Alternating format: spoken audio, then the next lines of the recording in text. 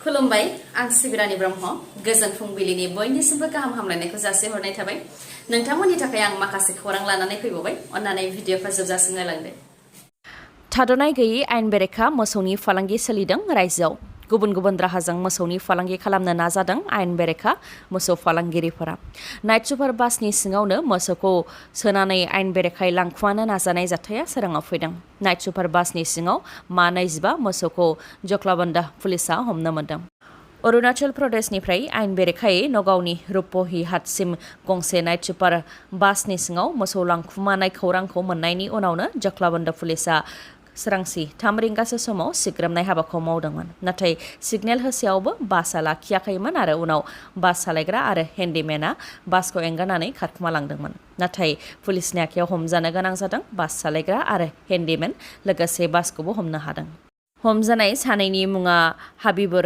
रहमान आरो Rebil Hussain AS 01 EC 3337 नंनि night super बासजों सिखावै लाबोनाय मानै 25 मोसौखौ उनाव जख्लाबन्द पुलिसा रैखाथियै दोनहैदों चिरां जिल्ला बिजनियाव दिपेन्द्र बसुमतारी मुंनि सासे सुबुंनि गोथै देहा बोखांनो हादों गोबौ हाथियारजों दाननायनि थाखाय जिउ खोमानांनाय हालोदाव बोखांनो हादों दिपेन्द्र बसुमतारीनि गोथै देहाखौ बिथाङा गुबैयै चिरां जिल्ला बिजनि बलामगुरि सारांगुरि गामिनि थागिबिमोन आरो बिथाङा क'क्राझार सिभिल हस्पिटालाव लेब टेकनिशियान महरै खामानि मावोमोन सारांगुरियाव थानाय गावनि न' सिंनिफ्रायनो बिथांनि गोथै देहाखौ मोननो हादों बे जाथाया मैयानि सानाव जादों फोरमायथिनाय बायदिब्ला नखराव बिमा आरो दिपेन्द्र बसुमतारीयाल' दंमोन दिपेन्द्र बसुमतारीनि बिसिया गोलाव समनिफ्रायनो गावनि बिमा बिफानि न'आव दंहैयोमोन जायनाखि शुक्रबार सानखालि बलामगुरियाव सप्ताहिक हाथाय जायो बेयाव दिपेन्द्र बसुमतारीया थांदोंमोन आरो बेनिफ्राय बेदर फिसा लाबोनानै बिमानो संनो थाखायबो होफैदोंमोन नाथाय ओंखाम ओंख्रि मोनखांनायनि उनाव जानो थाखाय बिमाया जेब्ला फिसाज्लानि खथायाव हाबफैदों अब्ला फिसाज्लाखौ थैनाय हालोदाव मोन्दों गोबौ हाथियारजों गोदोनायाव हानानै थैनाय थासारियाव बोखांनो हादोंमोन फिसाज्लाखौ जाथायखौ नुनाय उनावनो पुलिसनो खौरां हरनायाव पुलिसा जाथायथिलियाव नुजाथिफैदों आरो पस्टमर्टेमनि थाखाय गोथै देहाखौ लानानै थांदों होननानै फोरमायथिदों जायनाखि दिपेन्द्र बसुमतारीखौ गोबौ हाथियारजों गोदोनायाव हानानै थैनाय हालोदाव बोखांनो हादों बेनिखायनो बे जाथायखौ बुथारनायनि सन्देह खालामदों नखरनिफोरा बे खेबाव मैदेर हाथाइनि फालांगि खालामनायनि दायाव हमजादों 3 बर' सुबुंफोरा मुङा फारियै सिन्टु बर' दिजेन बर' आरो बनमालि सोरगियारि बाक्सा बोरमा पुलिसनि जेयाव नांदों 3 सिखाव फालांगिरिया बाक्सा पुलिसा फोरमायथिनाय बायदिब्ला मैदेर हाथाइनि बायलाय फानलाय फालांगि जागोनखौ खौरां मोननानै अपारेशन खालामदोंमोन बेयावनो बरमायाव थानाय कासिउलि रेस्टुरेन्टनिफ्राय 18 इन्सिनि थसे मैदेर हाथाइजों लोगोसे सिन्टु बर' दिजेन बर' आरो बनमालि सोरगियारिखौ हमनो मोन्दों फोरमायथिनाय बायदिब्ला बिसोरो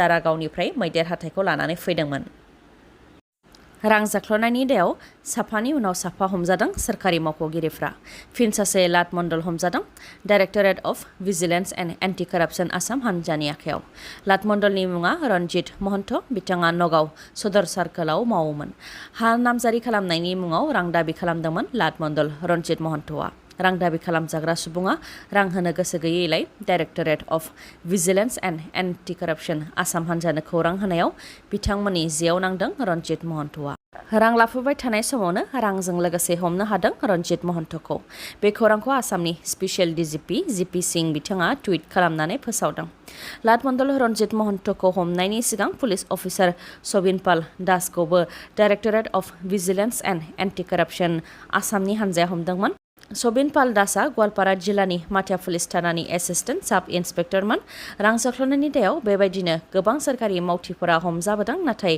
रां जाख्ल'ग्रा सोरखारि मावथिफोरा गावसोरनि आखुखौ एंगाराखै गिनाय गैयालासे दासिमबो गोबां सोरखारि मावख'गिरिफ्रानो रां जाख्ल'नायनि हाबाखौ मावगासिनो दङ आसामजों लोगोसे बुहुमनि गासैबो बर'फोरनि थाखाय गोजोनथाव खौरां बर' फिसाफोरा मोनफ्रोमबो गेलेनाय बिथिङाव सिगां फारसे आवगायलांगासिनो दङ मध्य प्रदेशनि इन्द'राव थांनाय 16 सेप्तेम्बरनिफ्राय 19 सेप्तेम्बरसिमनि गेजेराव खुंजानाय SBKF नेशनेल गेम्स 2022 आव गोबां बर'नि फिसाफोरानो सनानि मेडेल देरहासारनो हादों आसामनि 4 जिल्ला धेमाजि बरपेटा बाक्सा आरो तामुलपुर जिल्लानि गासै 14आ बे गेलेनायाव सनानि मेडेल देरहासारनो हादों गुबुन गुबुन गेलेनाय जेरै टाइकन्डु उसु फुटबल कुंफु आरो बक्सिं गेलेनायाव सनानि मेडेल देरहासारनो हानानै गासै आसामनि थाखायनो गोग्गानाय लाबोनो हादों बिथांमोनहा।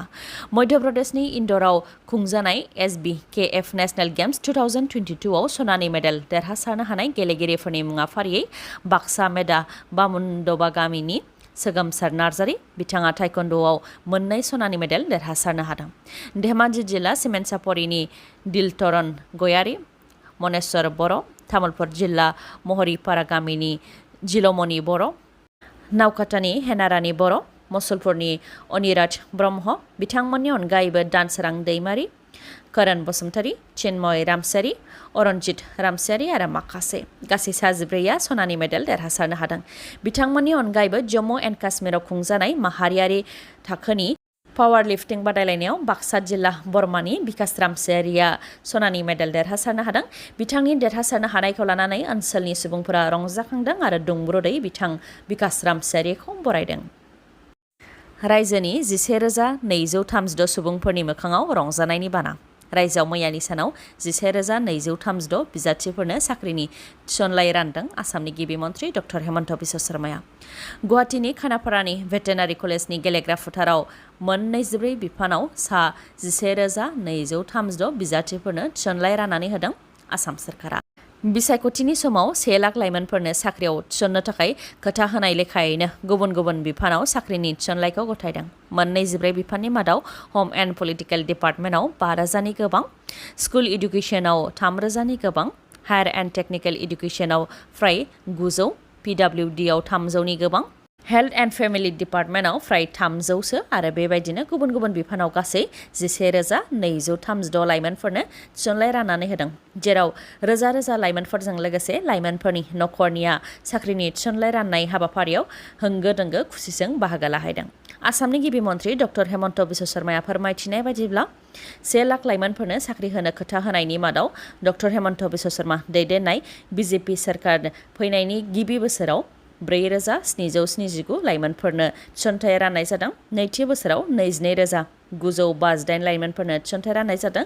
दा आरो 11,236 लाइमोनफोरनो थिसनथाइ होदों। दासिम गासै 38,973 लाइमोनफोरखौ साख्रियाव थिसनबाय।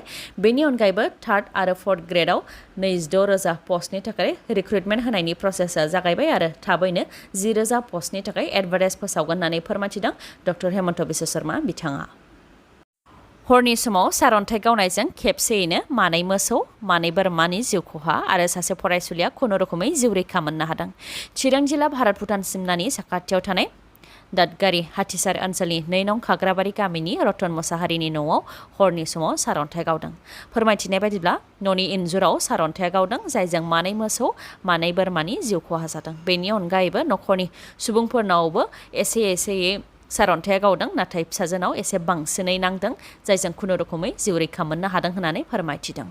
फोरमायथिबावनाय बायदिब्ला रतन मुसाहारिया थांनाय दान मोननै सिगांसो मानै मोसौखौ 55,000 राङाव बायदोंमोन आरो मानै बोरमानि बेसेना 15,000सो जागौमोन। मिथिंगायारि जाथायनि थाखाय फ्राय 70,000सो खहा जानायखौ फोरमायथिदों बिथाङा। बेनिखायनो अनसुंथाइ हास्थायनायखौबो बिथाङा फोरमायथिदों।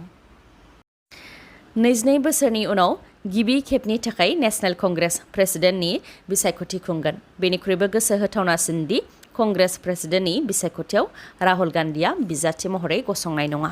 फैगौ 19 अक्ट'बराव नेशनेल कंग्रेस प्रेसिडेन्टनि बिसायख'थिया खुंजागोन आरो 19 अक्ट'बराव बिसायख'थिनि फिथाइ फोसावनाया जानो हागौ। बेनि थाखाय नमिनेसन होनाया 24 सेप्तेम्बर अदेबानि दिनैनिफ्राय जागायजेनगोन आरो 30 सेप्तेम्बरसिम थागोन। राजस्थाननि गिबि मन्थ्रि अशोक गेहलतआ बिजाथिलाइ गथायगोना रोखा जाखाबाय आरो लकसभानि MP शशि थरूर बिथाङाबो बिजाथिलाइ गथायगोना रोखा जाखाबाय होननानै रिपर्टआव मोननाय जादों। माखासे दैदेनगिरिफोराबो कंग्रेसनि प्रेसिडेन्टनि बिसायख'थिनि थाखाय बिजाथिलाइ गथायनो हागौ, नाथाय राहुल गान्धीया कंग्रेसनि प्रेसिडेन्टनि थाखाय बिजाथिलाइ गथायनाय नङा होननानै रोखा खालामदों।